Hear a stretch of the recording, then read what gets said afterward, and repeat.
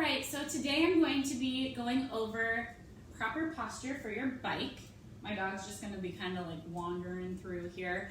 Don't mind her. But I want to go over 2 common misconceptions with posture on your bike and mistakes that people make. And then I want to go into the way to do it right. So to start with, I want to give a little tutorial. When you are getting on your bike, you should swing your stronger leg up over the top. When you swing your stronger leg up over the top, you are going to be pushing your bike off with that leg. And so that's going to make it so that you can use that strong push off to bring your other leg up and gain balance on that bike. So the next misconceptions and the proper way to do it, I'm actually going to be doing it with my feet on the floor to minimize my risk of injury here.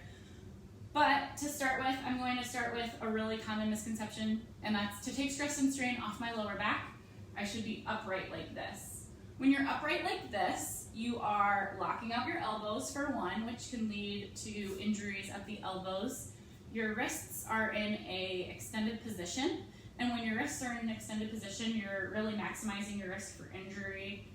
When you go over a bump, you're hitting it in a way that's going to add stress to that wrist. You're going to have stress on your elbows when you hit bumps, and it's not going to feel very good.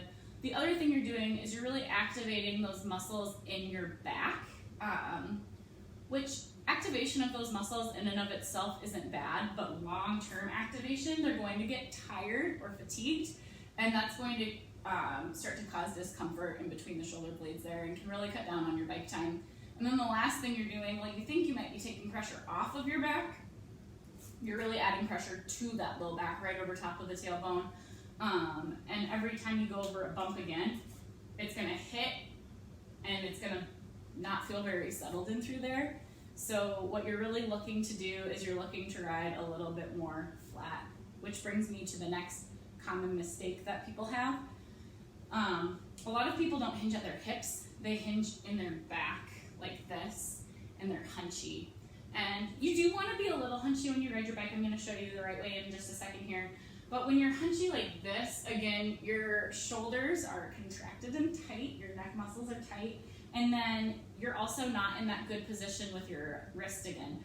Your elbow is much better in that position, and the discomfort is going to be taken off of your low back, but you're going to be adding a lot of discomfort in through your mid back here. So now I'm just going to show you the right way to do it, the right way to ride the bike. You do want to have a good angle here, but you want to keep your wrists neutral. That's a big one, so that you can utilize your shifters and your brake. And the other thing that you want to do is you want to hinge forward at your hips instead of in your back. So before we were like this, now we're going to come up, activate our core, and hinge there. So we're bending forward like this instead of like this. It's like doing a cat-cow in yoga. Same concept. But you want to maintain a good neutral spine here. You don't want to be too hunched up like this. You don't want to be too far like this. You want to be just right in the middle, but hinge forward at the hips instead of from the back. So when you start to pedal, you're still going to be using your hip flexors, the same muscles here, but because you're hinged forward, it's going to be easier to propel yourself in the right way. When you dismount your bike, you're going to bring your feet down to the side like this. And what I typically do when I dismount is I use my stronger leg on this side. My stronger leg is going to take my weight, and then my weaker leg is going to come up over the top.